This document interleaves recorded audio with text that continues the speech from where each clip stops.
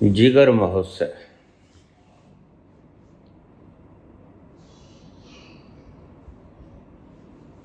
बाबा, क्या हमारी कोई स्वतंत्र सत्ता है? और दूसरा प्रश्न है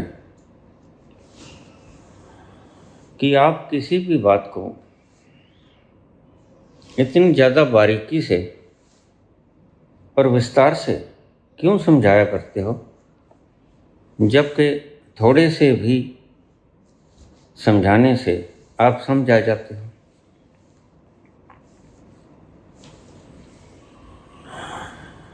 मैं ज़्यादा विस्तार से इसलिए बोलता हूँ क्योंकि मैं जड़ों में चला जाता हूँ। उपदेशक तुम्हें डाल डाल बात बात टहनी टहनी से जवाब देगा। मैं जड़ों में उतर जाऊंगा। इसलिए तुम मुझे कहते हो तुम्हारे जवाब निराले होते हैं। निराले होंगे। उन्होंने जवाब दिया, डाल डाल पात पात टहनियों से शाखाओं से।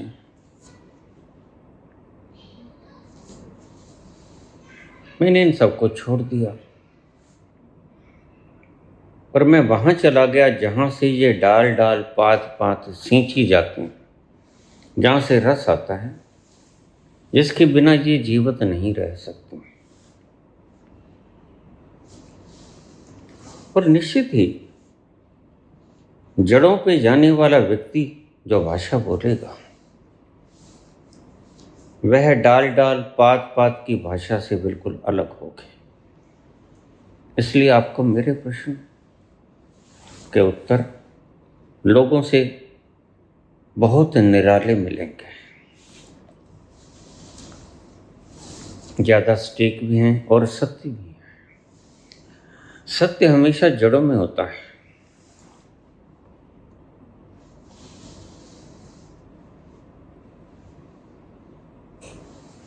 आपने पूछा क्यों बोलते हो आप इतने ज़्यादा, जब थोड़ी से समझ आ जाता है? इतना बोलने से भी तुम्हें समझ आ जाए तो शुक्र है। उपनिषद कितना बोल के गए, सूत्रों में बोल के गए, एब्रिविएशन में बोल के गए, मंत्रों में बोल के गए, लेकिन आपको कहाँ समझाया? तो इसलिए विस्तार में बोलना है, क्योंकि मैंने देखा कि आप मंत्रों से सूत्रों से समझ नहीं पाते। थोड़ा विस्तार लाजिम है, इसलिए विस्तार करता हूं। अगर एक मंत्र को पकड़ लिया जाए तो उसका अर्थ बहुत हो जाएगा। कोई कुछ अर्थ करेगा, कोई कुछ अर्थ करेगा, लेकिन मेरे विस्तार से बोलने में ज़्यादा अर्थ नहीं तुम कर पाओगे, बस उसका एक ही अर्थ निकलेगा। ये तुम्हें उलझने से बचा देगा। इसलिए मैं ज़्यादा गहरा जाके संक्षिप्त में नहीं ठहरता, विस्तार में चला जाता हूँ। और विस्तार में जाने से आने वाली पीढ़ियों तक की तुम्हारी मान्यताएं तो खंडित करता ही हूँ। आने वाली पीढ़ियों तक की मान्यताओं को खत्म करने की चेष्टा करता हूँ।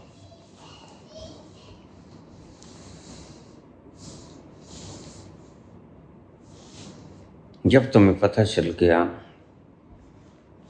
कि वह मौन है, परम मौन है, इतने से बात बनेगी नहीं। मैं इसका विस्तार करूंगा, क्योंकि बोलने से, जपने से, राधे राधे करने से, राम राम करने से यह बोलना हो गया और वह मौन है। तुम मौन होना चाहते हो जो तुम्हें बुलाना चाहते हैं, पहुंचोगे कैसे? उस मौन के पास शब्दों को लेकर कैसे जाओगे? इसलिए मैं विस्तार करता हूं। मुझे ये फिक्र नहीं कि मुझे कितने सुनते हैं, कौन सुनता है, नहीं सुनता है, क्योंकि यह मेरा उद्देश्य भी नहीं। मेरा उद्देश्य है कि जो भटके हुए लोग हैं, सत्य की तलाश में हैं, बहुत भटक लिए हैं, उन्हें पथ प्रदर्शन दे दूं। एक और प्रश्न आया है, बाबा मेरे 9 गुरु मैंने बदल लिए। डरता हूं आपसे कहने में कि आप मुझे दीक्षा दे दोगे।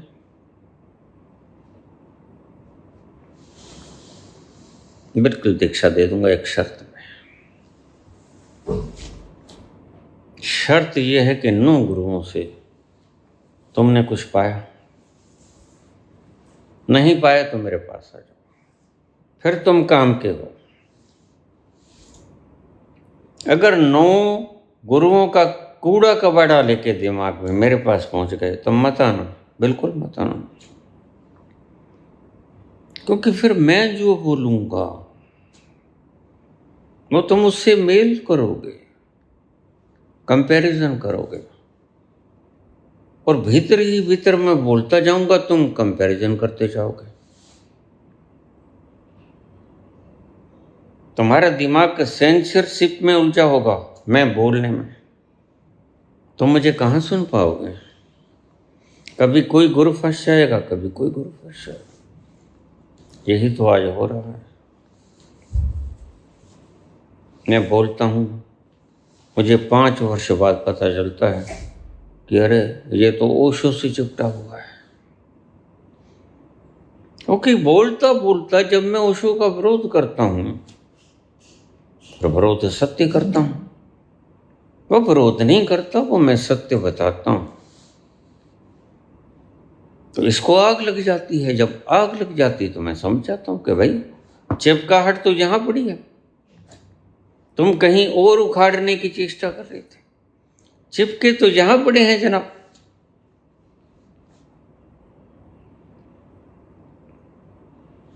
जिसके लिए जो चिपकाहट है वो उसके काम आएगी। तुम किसी शास्त्र से, किसी गीता से, किसी कुरान पुराण बाइबल से, किसी ग्रंथ साहब से, किसी उपनिषद से, किसी वेद से, किसी से भी चिपके पड़े हो और मुक्त होने की कामना करते हो, ये तुम्हारी कामना व्यर्थ है। ऐसी कामना करना और चिपकाहट को बरकरार रखना, ये दोनों चीजें संभव नहीं। अगर मुक्त होने की इच्छा जगी है, मुमुक्षु हो, तो मुझे सुनने के लिए आ जाओ। लेकिन एक बात को ध्यान में रखना, जो अब तक सीखा अगर तो उससे कुछ पाया तो मत आना मेरे पास, जरूरत भी क्या है। जो तृप्त हो गया वो लंगर में बैठेगा क्यों जाकर। और अगर 9 गुरुओं से कुछ नहीं मिला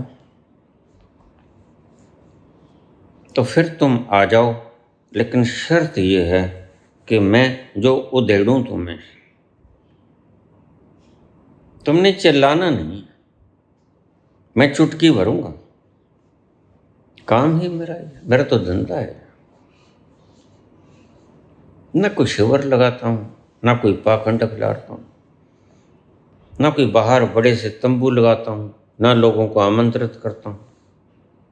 बस मैं तो बैठा हूँ, तुम्हें खींचे चले आते हो तो आते हो।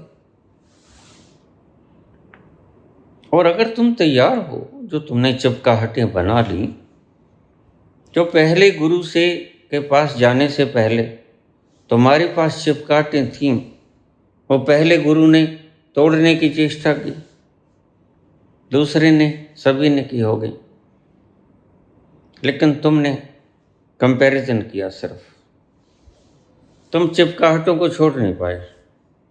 यही कारण है कि आज तुम्हें 10वें गुरु की तलाश है। जरा सोच लो अच्छी तरह से, वक्त बहुत है, आ जाना, लेकिन ये पूरी तैयारी करके आना कि मैं तुम्हारे जो चिपके हुए पोस्टर हैं इनको दीवार से हटाऊंगा,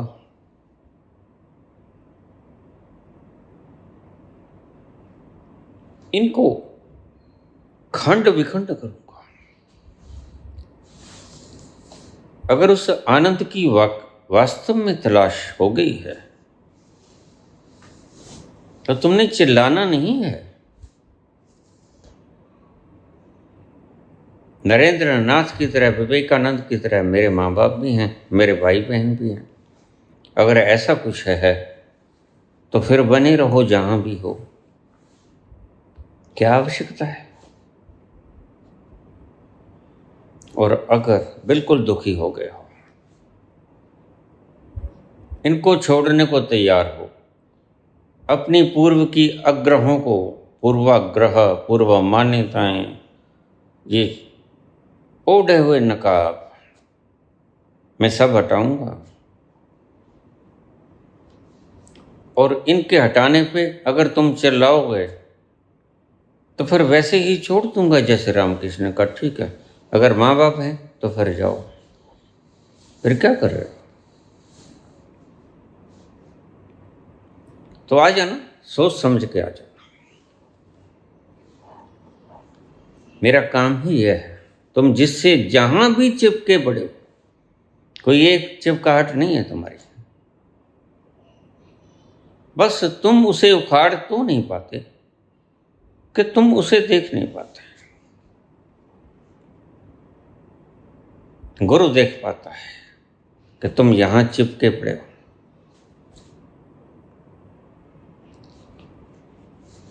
विस्तार से क्यों बोलते हो? दूसरा कारण यह है कि अब मैं लौट के नहीं आऊंगा। बस जो बोल गया वो आखिर, उसके बाद मैं बोलने के लिए फिर नहीं आऊंगा, ये निश्चित है। और मैं नहीं आऊंगा, और जब तक कोई दूसरा इन मान्यताओं को तोड़ने के लिए नहीं आएगा, पता नहीं कितनी देर लग जाए। तब तक के लिए ये पाखंडी लोग तुम्हारे दिमाग को इतनी गंदगी से भर देंगे, कूड़े से भर देंगे, गलत सूचनाओं से भर देंगे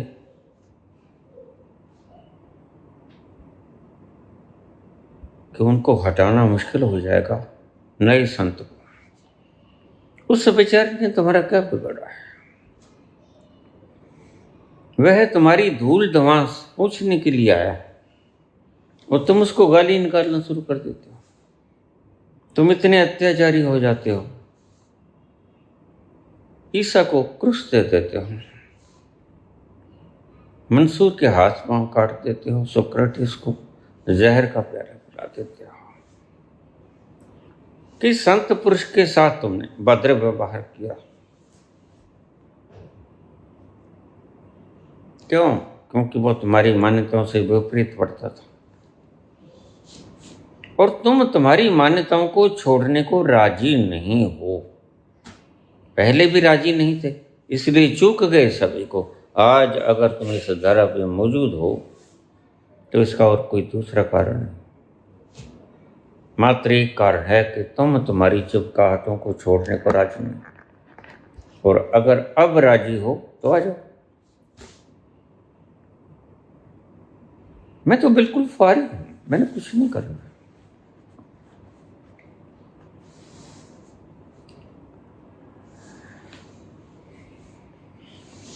मैं जो बोल जाऊंगा विस्तार में इसलिए बोलना चाहता हूं कि फिर ये गंदे लोग तुम्हारी दिमाग में गंदगी न भरें। राधा राधा करते रहो, मुक्ति मिल जाएगी। राम राम करते रहो। एक कल ही मैंने देखा, जीवा को तालू के साथ लगा दो, जीवा को तालू के साथ लगा दो, मुक्ति मिल जाएगी। अब इन पागलों का क्या किया जाए? क्या हल है इनका?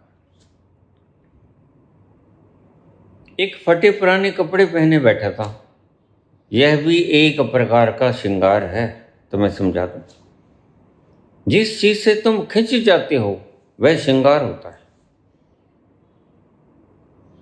वो फिर तुम फेस पाउडर की लाली से खींचो या फटे कपड़ों से खींचो, वैजयंती माला से खींचो या काली पीली दाढ़ी से खींचो, जिससे तुम खींचो वह श्रृंगार। तो इसने कहा और तो कोई है नहीं श्रृंगार, अब कपड़ों को ही पाड़ लेते हैं। तो उसका कुर्ता फटा हुआ, और वृक्ष के नीचे बैठा हुआ उपदेश कर रहा है। कोई मुमुक्षु आ गया, जिज्ञासु आ गया, वो कहता बाबा मेरे कान में आवाज आती है, नाद जैसे अनंत नाद। वो कहता अनंत नाद तो होता ही।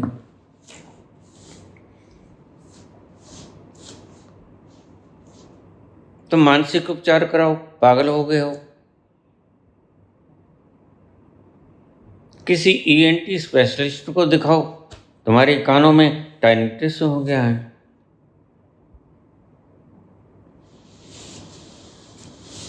मैंने कहा फिर ऐसे सारे अस्तित्व को टेनिटिस हो गया है। इस अस्तित्व तो यही आवाज निकालता है, जरा रात के सन्नाटे में देखो, यही तो आवाज होती है जानवर की, अनस्ट्रक्चर्ड साउंड। तो क्या सारे अस्तित्व को टेनिटिस हो गया? अगर मैं ना बोलूंगा तो तुम ऐसी वृहद चीजों को चूक जाओगे। अब ये फटा कुर्ता पहन के बैठा है, यह भी एक श्रृंगार का ढंग है। तुमने देखा,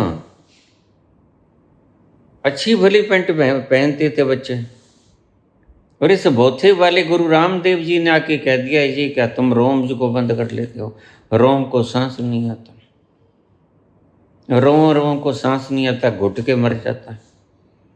अरे खुरा बोथा पैरा करो ना।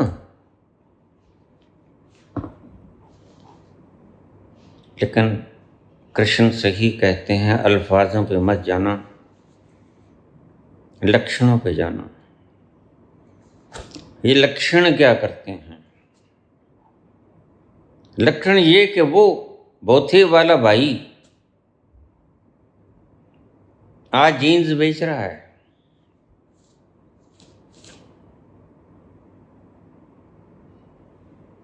क्या हुआ उसका बोथे का? सांस अब नहीं रुकता क्या? तुम्हारी जीन पहनने से जीन के भीतर कोई ऑक्सीजनेटेड फार्मूला है क्या? क्यों लोगों को बेवकूफ बनाते हो? कैसे संत हो तुम? अगर तुम्हें ये नहीं पता, धोखाधड़ी से तुम हजारों करोड़ों के मालिक हो जाओगे बिला शक। लेकिन ये मलकियत कितनी देर ठहरेगी?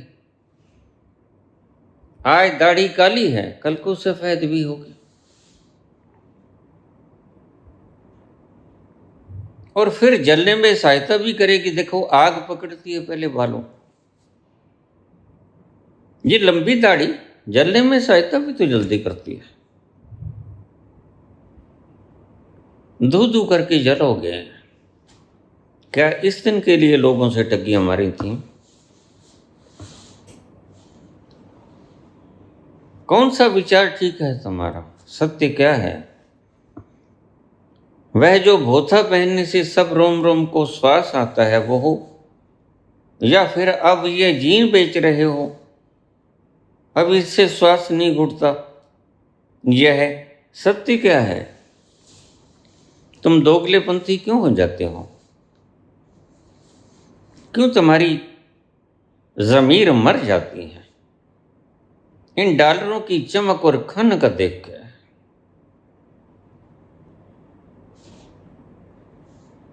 देखिए, एक वो बाबा हैं, क्या सतगुरु, क्या नाम उनका, कल मैंने देखा पुलिस वाले उनको पकड़ रहे हैं। मैंने कहा इसको क्यों पकड़ लिया? देखा तो नीचे एडवर्टाइजमेंट है। अब क्या तमाशे कर रहे हैं? क्या तमाशे हैं?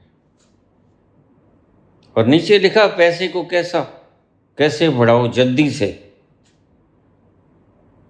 तो तुम चेतना को बढ़ाने का काम करने आए हो इस धरती पे, या पैसे को बढ़ाने का काम करने आए? अगर तुम में इतनी भी समझ नहीं है तो तुम अपने शिष्यों को समझाओगे क्या खाक?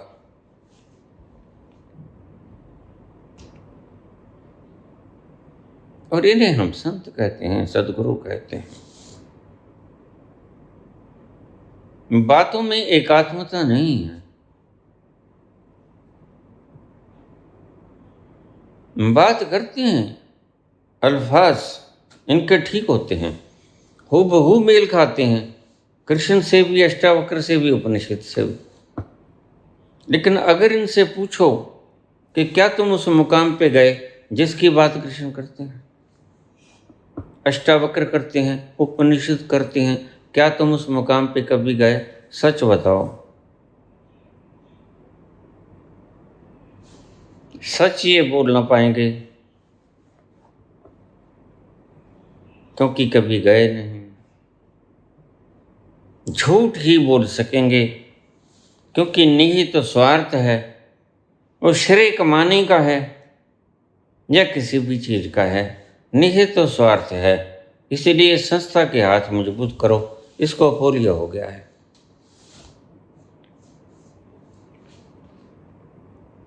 क्या किया जाए? मैं अगर व्याख्या से ना बोलूंगा, सूत्रों को बोल के छोड़ दूंगा, तो सूत्र तो अष्टावक्र भी बोल के गए। फिर आज जरूरत पड़ रही है ना गीता के सूत्रों को समझाने की, अष्टावक्र के उपनिषद के सूत्रों को समझाने की आज जरूरत पड़ी है ना। कौन करेगा इसका खुलासा? गुरु करेगा। क्यों? क्योंकि ये किताबें नहीं कर सकती, ये ग्रंथ नहीं कर सकते, खुद से नहीं बोल सकते, इसलिए जीवंत गुरु की जरूरत पड़ेगी। और जीवंत गुरु भी वो चाहिए जो नीम हकीम खतराए जान न हो, जो इस चीज का मास्टर हो। वही तो बता पाएगा मास्टर कौन, जिसने स्वयं वो तल छू लिया जिस पे कृष्ण जाके बोले, जिस पे अष्टावक्र जाके बोले, जिस पे उपनिषद के ऋषि याज्ञवल्क्य जाके बोले। वही मास्टर कहलाने के योग्य है और वही मास्टर होने की क्षमता भी रखता है। लेकिन गए तो ये है नहीं, क्योंकि बड़ा भारी रिस्क है। निहित स्वार्थ को त्यागना पड़ेगा, अपने इल्यूजन को तोड़ना पड़ेगा, और अपने इल्यूजन को तोड़ना इनके लिए मरने के समान है। अपने इल्यूजन को अगर कोई तोड़ पाए उसे ही महावीर की उपाधि दी जाती है। वर्धमान ने अपने इल्यूजन को तोड़ दिया। इल्यूजन क्या है? तुम वास्तव में क्या हो, बस ये जान लेना ही सत्य, और उससे विपरीत जो है वह असत्य, वह इल्यूजन।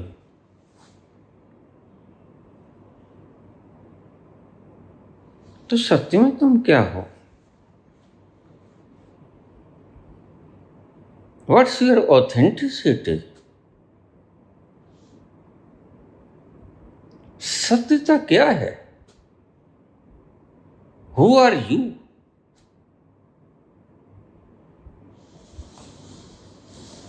अगर तुमने ये नहीं जाना, इसलिए मैं रोज हाथ मांगता हूं, कृपा करो, कृपा करो, मत उलझाओ इन लोगों को, ये बेचारे हैं। और देखो अभी तुम भी तो नहीं पहुंचे, जरा तक ख्याल रखो। जो दूसरों के घरों पर पत्थर फेंकता है, जिनके घर शीशों के होते हैं, याद रखना उनके अपने मकाम भी शीशे के हैं। मर जाओगे, अंधकार में मर जाओगे, कल को दूसरे तुम्हें मूर्ख बनाएंगे। जैसी संपदा छोड़ के चले हो वही तो तुम पे बरसेगी। बुद्धू ही छोड़ के गए हो, बुद्धू ही पैदा होंगे तुम्हें बताने के लिए। कैसे तोड़ पाएंगे तुम्हारा भ्रम? फिर तुम कहते हो दुनिया।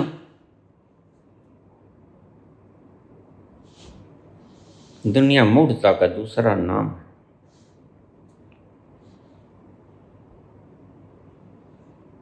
ये नहीं सोचते, इसलिए मैं इन्हें नास्तिक कहता हूं। इसलिए मैं सबसे पहले ये बात कहता हूं कि देखिए, अगर आप अध्यात्म में चले हो तो सबसे पहले सतोरी की झलक देखना। जिसको पानी चले हो, परमात्मा को पानी चले हो, सारी शक्ति लगा दो, क्या वो है भी कि नहीं? तुम व्यापार करने में इतनी शक्ति लगाते हो, क्या वास्तव में इसमें मुनाफा आएगा कि नहीं? और जिस परमात्मा को खोजने चले हो, उसका जरा भी तुम प्रमाण नहीं मांगते। इसे ही मैं मूढ़ता कहता हूं। मैं कहता हूं जिसको खोजने चले हो और सर्वस्व निछावर कर दोगे उसके ऊपर, उसका प्रमाण तो जान लो, क्या वो है भी? इतने संत कहते हैं वो नहीं है, मार्कस कहता वो नहीं है, नीत्शे कहता है डेड, मर गया है वो। चारवाक कहते हैं उसने कोई नियम ही नहीं बनाए, जब वो है ही नहीं। जरा इनकी तरफ भी ध्यान करो ना, कहीं ऐसा तो नहीं ये सत्य बोल रहे हैं। छोड़ दो एक बार सभी संतों को, तुम सीधे सीधे संतों को मत सुनो। मुझे लोग कहते हैं बाबा आपकी बातें मैं सुनता हूं बड़ी श्रद्धा से। मैंने कहा छोड़ दो, क्योंकि श्रद्धा से पहले तर्क आना चाहिए। जिसने तर्क नहीं किया, जो नास्तिक नहीं हुआ, उसकी आस्तिकता भी कोई मायने नहीं रखती, कोई मूल्य नहीं रखती। बड़ी सस्ती आस्तिकता को तुम पाले। आस्तिकता जन्मे तुम्हारे शीश देने से।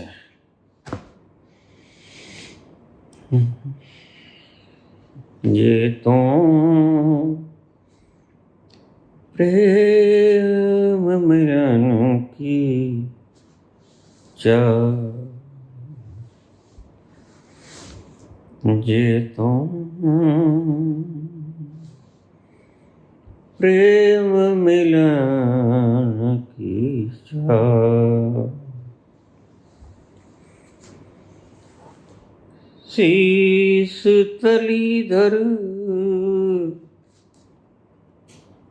शीश तलीधर घर मेरे आओ, ये तो प्रेम मिलन की चाह।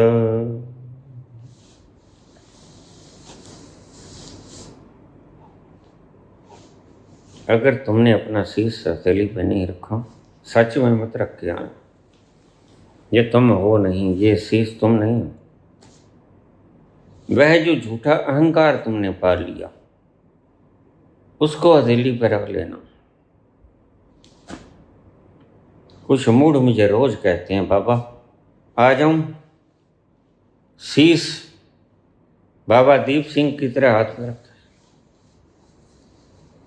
मैंने कहा फिर तुम समझे नहीं मुझे, मैं क्या बोलता हूं ये तुम समझे नहीं। इस शीश की तो कोई बात नहीं, इसने क्या बिगाड़ा तुम्हारा। मैं बात उस शीश की करता हूं जो तुमने जाली बना लिया, नकली क्रिएट कर दिया, खेल ही खेल में जो तुमने ईजाद कर लिया। उस बनावटी शीश को काट दो, इसलिए पहले तर्क आवश्यकता है। वह आस्तिकता ही क्या जो परम नास्तिकता की आग से ना निकली हो। पहले इनकार करो, नहीं है कुछ नहीं है।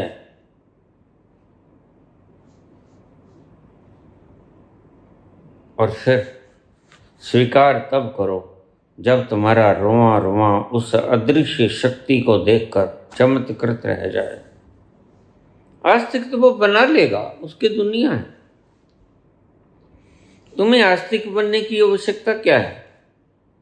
ये मंदिर, मस्जिद, गुरुद्वारे, चर्च, ये सब तुम्हारी क्रिएशन है।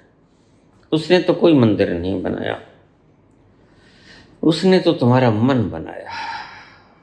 इस मन के अंदर तुम कभी गए नहीं।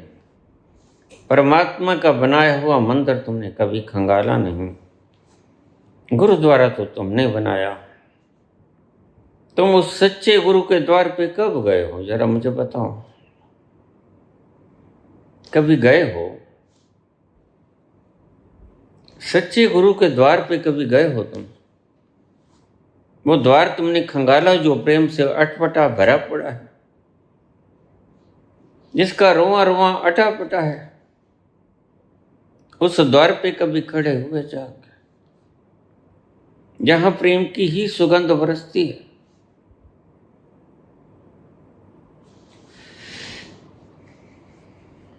नमाज तो तुम पढ़ लेते हो, लेकिन क्या तुम्हारा अहंकार भी कभी नमन हुआ? कभी गिरा? कभी मिट्टी में मिला तुम्हारा अहंकार? नहीं, तुम गर्दन को नीचे लगा लेते हो बस धरती के साथ। नमाज अदा हो गई, तुम्हारा अहंकार धरती से लगे धूल चांटे। तुम्हारा ये नकली बनाया हुआ सेल्फ क्रिएटेड मैं, ईगो, यह धरती में खाक हो जाए तो मिलेगा अल्लाह। ऐसे नहीं मिलेगा, हज करने से नहीं मिलेगा। तुमने पाप किया और ईसा कहते हैं कन्फेस कर लो। उस विराट के दरबार में confession of errors is like a broom that sweeps away dirt and makes the surface cleaner than before. तुम कन्फेशन करते हो, लेकिन इधर पादरी होता है, इधर तुम होते हो। तुमने जो अच्छा बुरा किया सब बता देते हो, और भय रहता है कहीं ये प्रचार न करते तो कन्फेशन क्या खाक हुआ। कन्फेशन करना तो महावीर की तरह करो, कन्फेशन करना तो गांधी की तरह करो, जो लिख के चले जाते हैं मैंने ये पाप किया। समाज की दृष्टि में जो हे माना जाता है वो मैंने कृत्य किया, जो लिख के चले जाते हैं। तुम कन्फेशन कहाँ करते हो? महावीर नग्न हो गए। नग्न होने का मतलब शरीर से उगड़ना भी था, और नग्न होने का मतलब चित्त को भी नग्न करना था। ये देख लो खुली किताब हूं मैंने क्या पाप किए, मैंने किस किस से रिश्वत खाई, किस किस को मारा, किस किस को मारने का षड्यंत्र किया, और कैसे कैसे किया। अब तो तुम्हें टेस्ट करके बुलाना पड़ता है। नार्को। फिर बिना नार्को के तुम खुद ही कन्फेस कर लो कि मैंने किया, और इन लाशों के ढेर के ऊपर बैठा मैं इतनी ऊंची गद्दी तक पहुंचा, ये होगा कन्फेशन। और जितनी ऊंची गद्दियां तुम ले लोगे वो तुम भी जानते हो और हम भी जानते हैं, ये लाशों के ढेर की स्टेयर्स बना के तुम चढ़े हो ऊपर। कौन नहीं जानता, सब जानते हैं।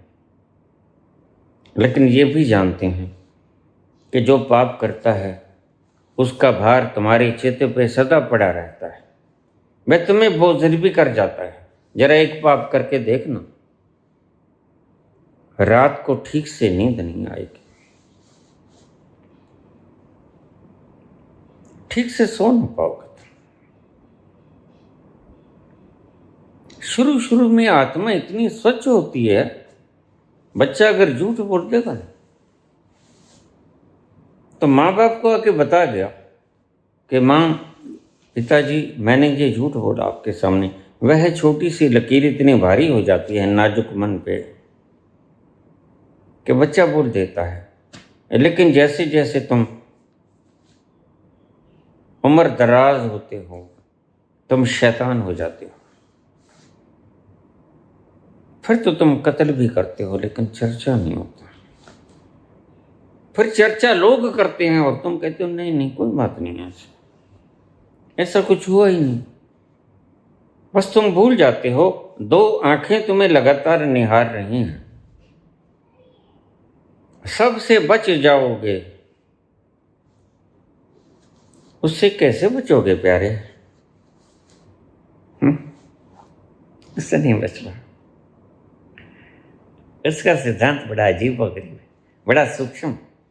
अरे जो कण नहीं बना सकता तुम, वो उसके बारे में बात करेगा विराट।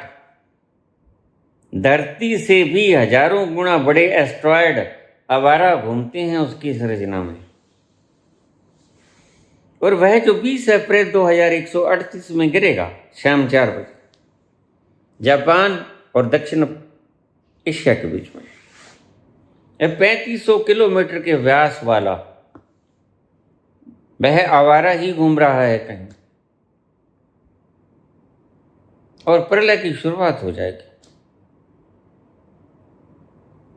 40 करोड़ लोग बचेंगे। तुम कितना ही बचा लो अपने आप को, लेकिन जाओगे कहाँ? क्योंकि सब जगह मलकियत उसकी और मालिक जर्रे जर्रे में बैठा है। बस तुम्हें यह नहीं पता, तुम कहते हो कि इस घर में कत्ल करके दूसरे घर में चले जाएंगे, पता नहीं लगेगा, भूल जाते हो। तुम्हें पता नहीं, वह खोज लेगा, जैसे आज का मोबाइल खोज लेता ना। तुम्हें यह टेक्नोलॉजी पता नहीं था, यद्यपि उसने संसार में पहले से गढ़ दी थी, तुम आज इन्वेंट कर पाए हो। तुम नंबर डायल करो उसका कोड, तुम जहां भी बैठे हो ये तुम्हें ढूंढ लेगा।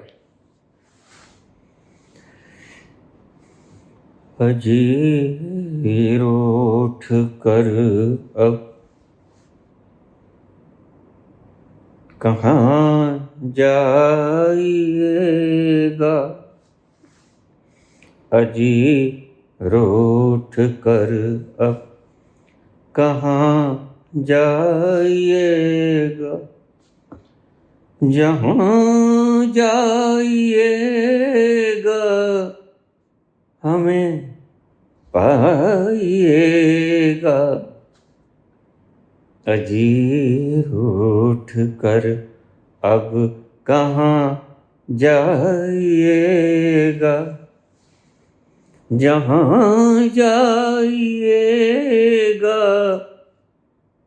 हमें पाइएगा, अजीर उठ कर। संत क्यों नहीं पाप कर पाता? संत वह जो जान गया वह जर्रे जर्रे में है, उससे जो होगा वह पुण्य ही होगा। और संत होने से पहले वो जो भी करेगा वह पाप ही होगा। तुम पुण्य समझ लोगे, लेकिन तुम्हारे मन में अहम आ जाएगा कि मैंने पुण्य किया। और जिस पुण्य में मैं आ जाए वो लहू से लिबड़ा हुआ पुण्य होता है, वह पाप ही होता है।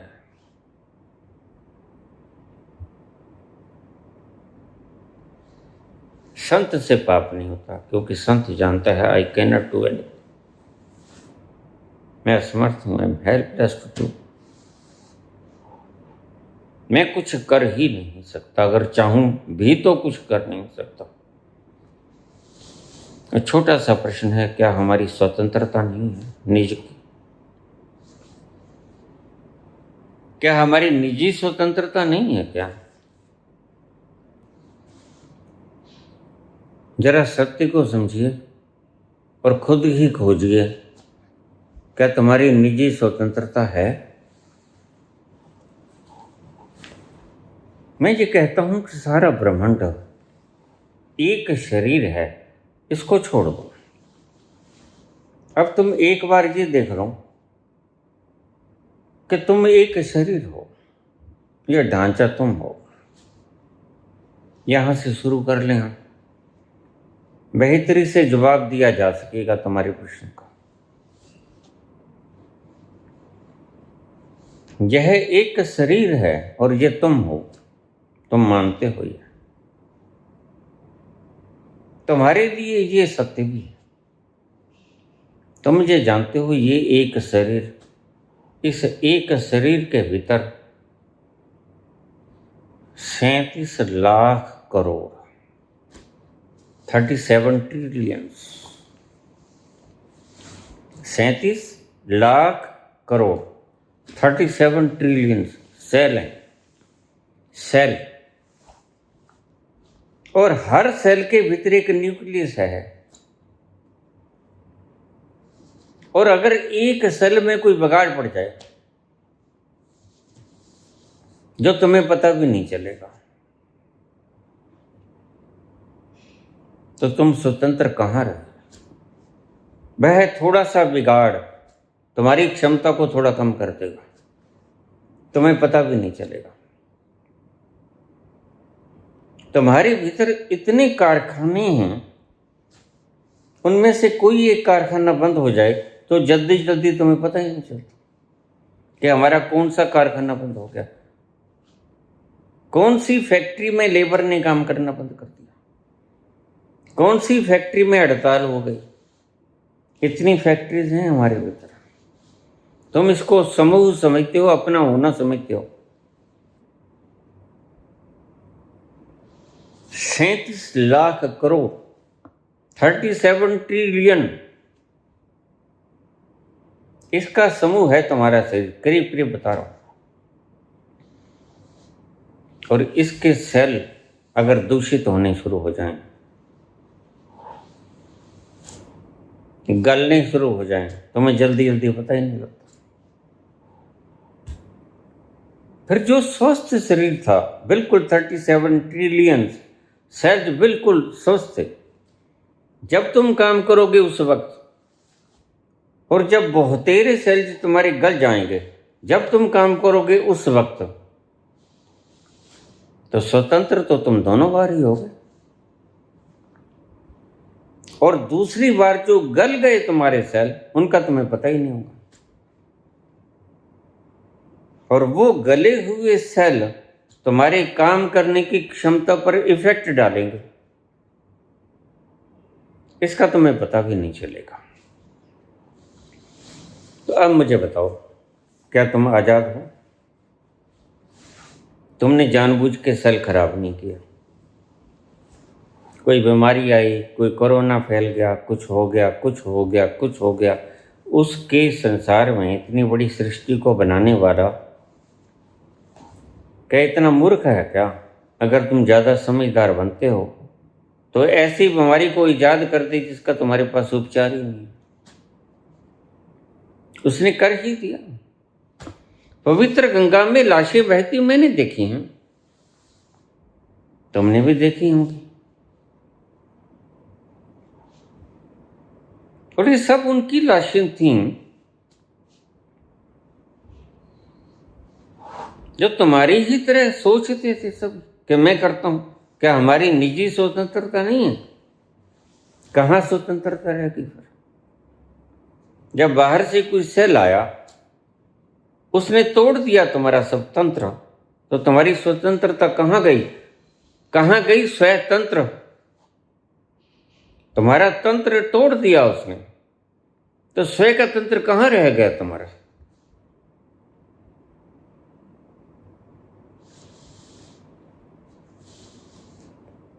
बेटे, तुम सर्कमस्टेंसेस के अधीन हो, बस यही दुखद विषय है कि संत तुम्हें मूढ़ नजर आते हैं, अशिक्षित नजर आते हैं।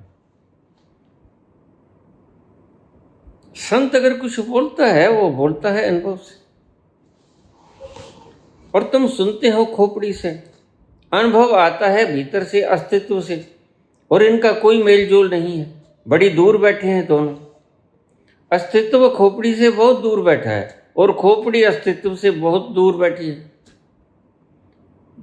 अस्तित्व की बात खोपड़ी तक नहीं पहुंचती, और खोपड़ी की बात अस्तित्व तक नहीं पहुंचती।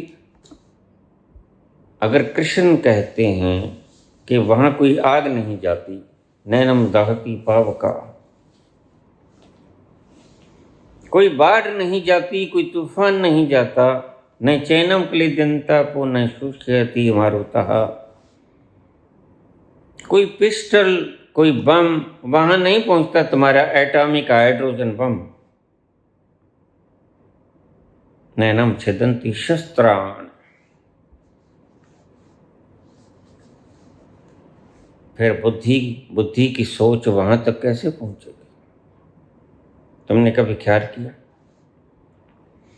तुम रात भर जागे, सोए नहीं, दिमाग पर बोझ है, कोई भी है, किसी अभाव का है, कोई क्राइम कर लिया, कुछ और बातें जिसका दिमाग पर बोझ, रात को सो नहीं पाए, एंटी डिप्रेसेंट लेनी पड़ गई,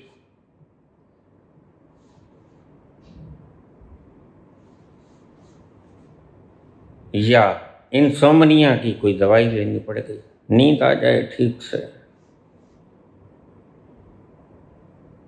और नींद फिर भी नहीं आती, तो क्या तुम स्वतंत्र हो?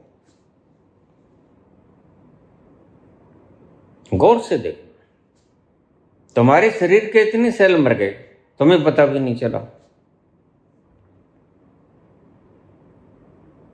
जब तुम स्वतंत्र थे, स्वस्थ थे, तब का काम, और जब तुम्हारे आधे सेल गल गए और तब का काम, क्या दोनों कामों की दक्षता समान होगी?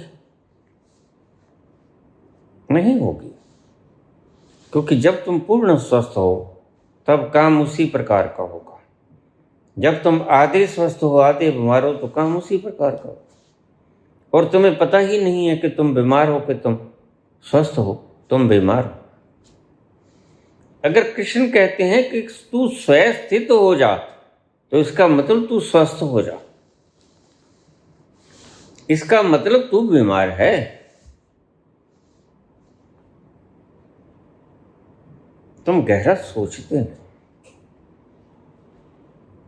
अगर कृष्ण कहते हैं तू स्वस्थ हो जा, तो इसका मतलब तुम बीमार हो। They are going to indicate you कि तुम अपने आप को स्वस्थित मत समझो। स्वस्थित तो कहीं भीतर जाके होना पड़ेगा। अभी तो तुम बीमारी के भीतर उलझे खड़े हो। खोपड़ी एक बीमारी है, और तुम 24 घंटे खोपड़ी में बने रहते हो। तुमने कभी तल बदला? तुम्हें गियर बदलना आता ही नहीं। जिसके पास जाते हो, गुरु तुम्हें भ्रम में डाल देता है। फिर जरा सोचो, जब मार्गदर्शक गलत मिल जाए, ये 9 गुरुओं वाले की बात मैं कर रहा हूं, ध्यान रखना। क्यों नहीं मिला 9 गुरुओं से? क्योंकि तुमने जाना है यहां से गिदड़बाहा से दिल्ली जाना, बॉम्बे जाना,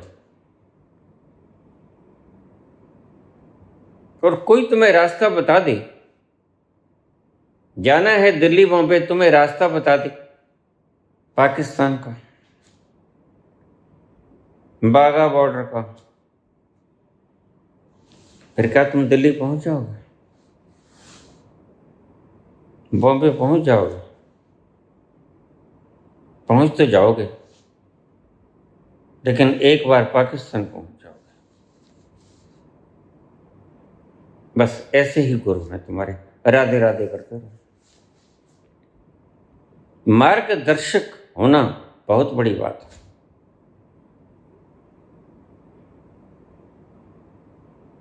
इनका कोई निहित स्वार्थ होता है। वो निहित स्वार्थ क्या है तुम भी अंदाजा लगा सकते हो, और मैं तो बखूबी अंदाजा लगा ही बैठा हूं।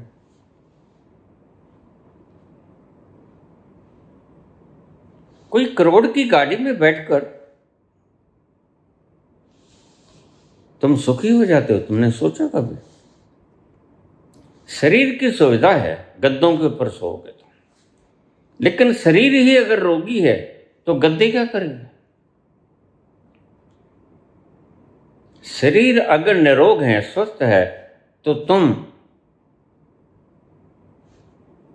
पत्थरों के ऊपर भी सो सकते हो। मैंने लोग पत्थरों के ऊपर सोते देखे हैं, इतनी गहरी नींद सोते देखे हैं, शायद अकबर जैसे सम्राटों को भी उसकी नींद से ईर्ष्या हो जाती है कि मेरे पास इतना है, मैं ऐसी गहरी नींद सो नहीं पाता।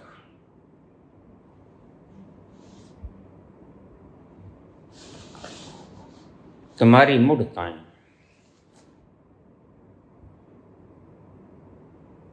जिसका भ्रम मिट गया वो तो एक है। कोटिन में कोई एक चलत है, बाबा कहते हैं करोड़ों में से कोई एक चलता है उस रास्ते पर, क्योंकि वह रास्ता अज्ञात है।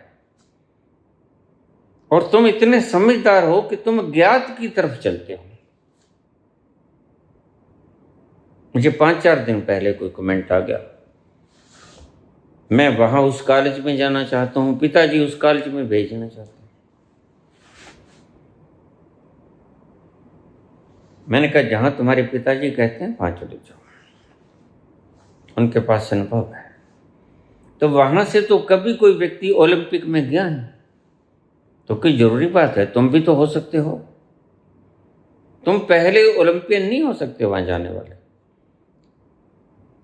ये कोई तुक थोड़ी है, मेजरमेंट का पैमाना थोड़ी है। तो मैंने उसका जवाब कुछ नहीं दिया, लेकिन मैं जानता हूं कि शिष्यत्व तर्क में कैसे बदल जाता है। फिर जब तुमने सुनना है मुझे और माननी है अपने आप मन की बात, तो फिर गुरु की आवश्यकता क्या है? इसे ही तो मनमुखी कहते हैं। तुम गुरुमुखी कभी हो नहीं पाते, तुम मनमुखी ही रहोगे। सुनोगे मेरे को, नो गुरुमुखी को सुनाए तुम्हें पता ही नहीं कि तुम उस आनंद का रस क्यों नहीं पी सके, क्योंकि तुमने गुरुओं को सुना, लेकिन कहाँ सुना? माना अपने मन का। तो गुरुमुखी नहीं हुए, तुम मनमुखी हुए। ऐसे ही अगर मेरे साथ करोगे तो मत आओ, क्योंकि फिर मेरे से भी प्यासे प्यासे लौट जाओगे, मैं कुछ न कर सकूंगा। क्योंकि गुरु कभी डिक्टेटर नहीं होता, तानाशाह नहीं होता। गुरु कहता तुम्हारी मर्जी, तुम दुखी रहना चाहते हो तो भी तुम्हारी इच्छा है, तुम सुखी होना चाहते हो तो भी तुम्हारी इच्छा है। मैंने तुम्हें फॉर्मुलेशन बता दिया, अब देखो तुम कौन सा मानते हो। पूछा स्वतंत्र इच्छा, अब तुम देख रहे हो स्वतंत्र इच्छा है तुम्हारी इच्छा। तुम जो भी कुछ करते हो अंडर सर्कमस्टेंसेस करते हो। तुम पढ़ना चाहते हो कैम्ब्रिज में, हार्वर्ड में, लेकिन घर खाने के लिए पैसे नहीं है, तो क्या करोगे तुम? तुम्हारी इच्छा दरी की दरी रह जाएगी ना। अंडर सर्कमस्टेंसेस तुम्हारी इच्छा दब जाएगी। तुम्हारी इच्छाओं का फिर मूल्य क्या हुआ? तुम मुझसे पूछते हो कि हमारी कोई स्वतंत्र इच्छा है, स्वतंत्र सत्ता है? तुम मुझे बताओ, मैं तुमसे पूछता हूं क्या तुम्हारी स्वतंत्र इच्छा है? स्वतंत्र सत्ता है। अगर कल को सरकार फरमान जारी कर दे कोई भी, तुम बंद गए। एक व्यक्ति जिसे तुमने चुना था तुम्हारे ऊपर ही बेड़ियां लेके खड़ा हो गया।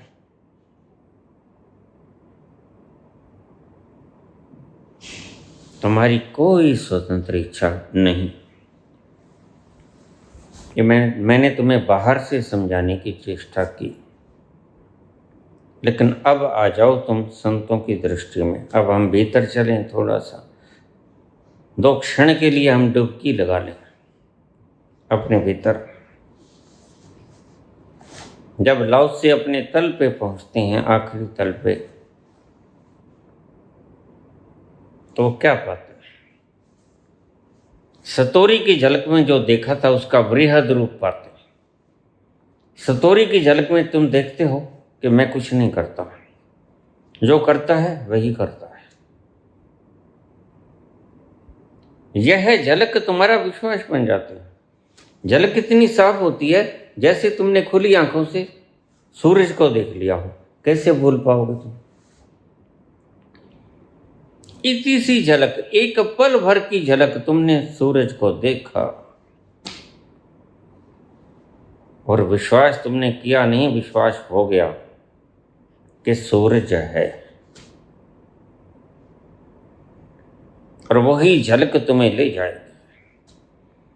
ये जो लोग कहते हैं अनंतनाद नहीं होता, बस इनके लिए अनंतनाद एक फार्मूला है। वैसे अनंतनाद के जरिए पहुंचना बड़ा सुगम है। ये एक धागा है जिसकी लड़ी पकड़ के तुम ऊपर तक की यात्रा कर सकते हो। इसका एक छोर पकड़ लो और जहां से ये मूल रूप से उद्गम होता है वहां तक पहुंच जाओगे और पाओगे वह परमात्मा है जहां पहुंच गए। इसका उद्गम स्थल स्वयं परमात्मा है। तो अगर तुम कहते हो यह नहीं होता, तो नुकसान किसका कर रहे हो? बताओ किसका कर रहे हो? जो तुम्हारे पास आया उसको तुम निर्देश गलत हो गए, जबकि जाना तुमने नहीं ठीक। और तुमने जो जाना वही तुम बताओगे, और इतनी तुम तीव्रता से बताओगे कि मेरी जैसा ज्ञानी कोई नहीं। और वह बेचारा भटक जाएगा, तो उसकी जिंदगी को भटकाने का श्रेय किसे? तुम्हें।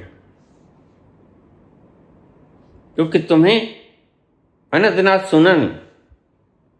तुम कहोगे ये टिनिटस है, it is a mental disease.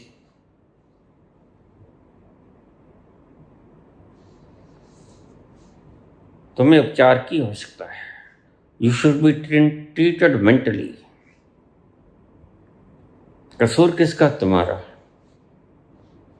तुम्हारे भीतर अनंतनाद जन्मा नहीं, और तो जो तुम्हारे जन्मा नहीं वो मैं रोज बोलता हूं। जो तुमने देखा नहीं वो तुम कहोगे होता नहीं, क्योंकि तुम ज्ञान के पीक पे रहना चाहते हो हमेशा।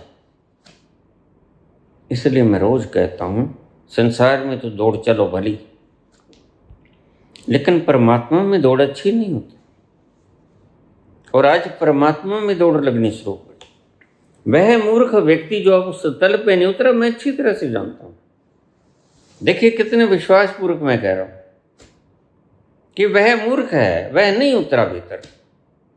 क्यों? क्योंकि उसकी आवाज में मिठास नहीं है, उसकी आवाज में ऑथेंटिसिटी नहीं, तर्क है, सिर्फ तर्क। और तर्क आता है बुद्धि से, मिठास नहीं है। शहद जैसी जो अपने उस अस्तित्व में उतर गया, उसके भीतर उनके शब्दों में लिबड़ी तिबड़ी हुई उस शहद की मात्रा भी जरूर होगी। बस इसकी आवाज से ही समझा जाता है। और दूसरा इनका ओरा, जो इन्हें पता ही नहीं होता भी है कि नहीं, वो भी नहीं होता। संत बड़ी अच्छी तरह से ओरे को देख लेता है कि हम बैठा मूर्ख बातें तो कर रहा है। गीता की, अष्टावक्र गीता की, उपनिषद की, लेकिन पहुंचा कौन है?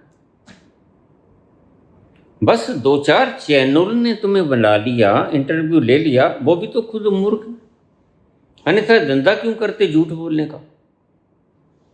आज सारा मीडिया झूठ बोल रहा है, क्यों? जमाना आ गया है, जो जितना झूठ बोलने में प्रथम होगा उसको पुरस्कार मिलेगा, उसकी पदोन्नति हो जाएगी।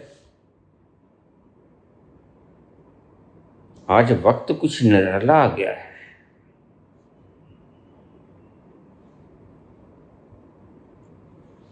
नाद नहीं होता, परमात्मा नहीं होता, एनलाइटनमेंट नहीं होता,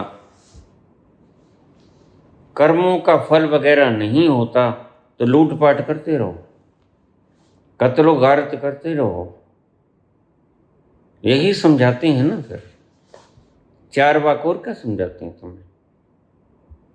लेकिन इनकी आवश्यकता है, मैं तुम्हें कहता हूं, इन्हें थोड़ा सा करुणा भाव से देखो। अगर तुम किसी से ठगी मारोगे, किसी का लूटोगे,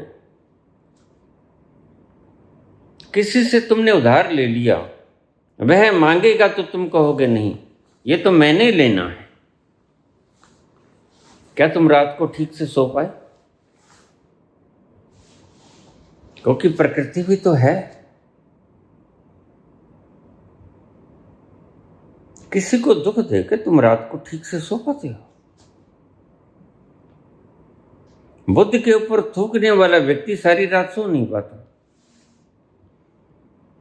और बुद्ध मजे से अपना अंगूछा निकालते हैं और पूछ लेते हैं,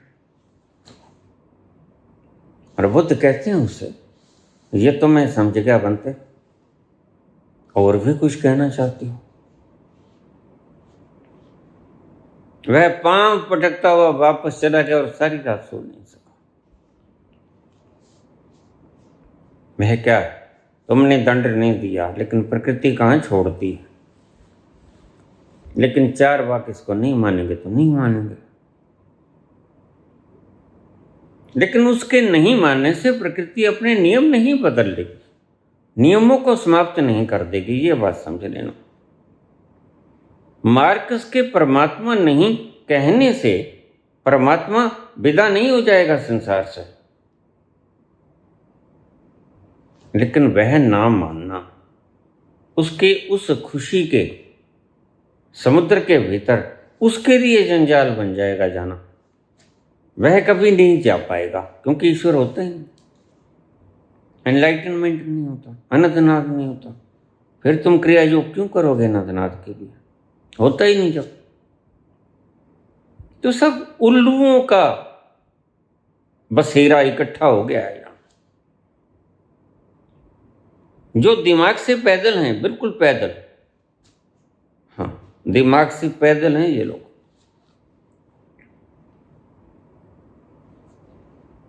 ज्यादा सही शब्द है कि अनुभव से पैदल, अनुभव से पैदल हैं ये लोग, अनुभव नहीं है इनके भीतर।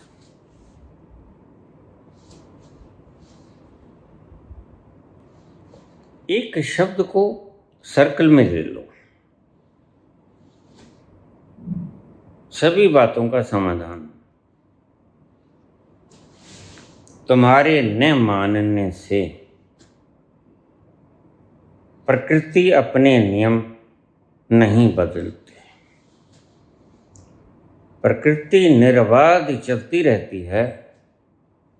तुम्हारे न मानने से प्रकृति अपने नियम बदलती नहीं, यथावत चलती रहती है। अगर तुम कह दोगे सुबह सूर्य नहीं निकलेगा, तुम्हारे कहने से कुछ नहीं होगा, सुबह सूर्य निकलेगा।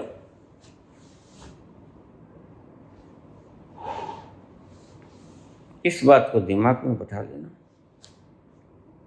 कोई मानता है या नहीं मानता है, इससे कोई फर्क प्रकृति को नहीं पड़ता,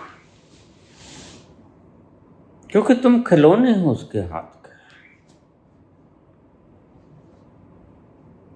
ये पेरियार जैसे मूढ़ लोग हैं, इन्हें ये पता नहीं कि जिस जुबान से ये बोलता है और जिस जुबान से बोलने में कॉन्शियस और एनर्जी वेस्ट होती है, लगती है, वह दी किसने है? ये कहेगा वो तो है ही नहीं, बस यहाँ ये बात खत्म कर देगा। इन्हें जवाब देने की ओछी आदत है। ये ओछी शब्द मैंने प्रयोग इसलिए किया है कि तुम्हें ठीक से समझा जाए। जवाब देने की ओछी आदत, बस जवाब देना है, क्योंकि तुम अपने आप को महातार्किक सिद्ध कर सको, महाज्ञानी सिद्ध कर सको, यही तुम्हारी मंशा है। यद्यपि तुम्हारे जवाब देने से कुछ भी तो नहीं बदलता। सत्य बदलता नहीं तुम्हारे कहने से कि सत्य है नहीं। झूठ बोलने से कभी सत्य बदला है क्या?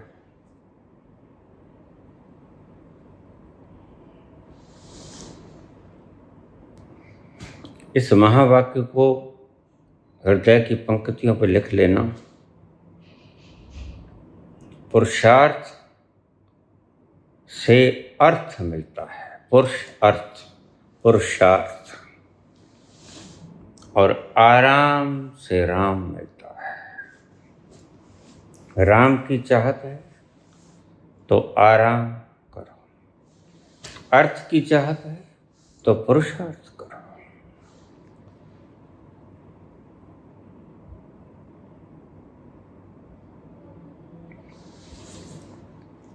धन्यवाद।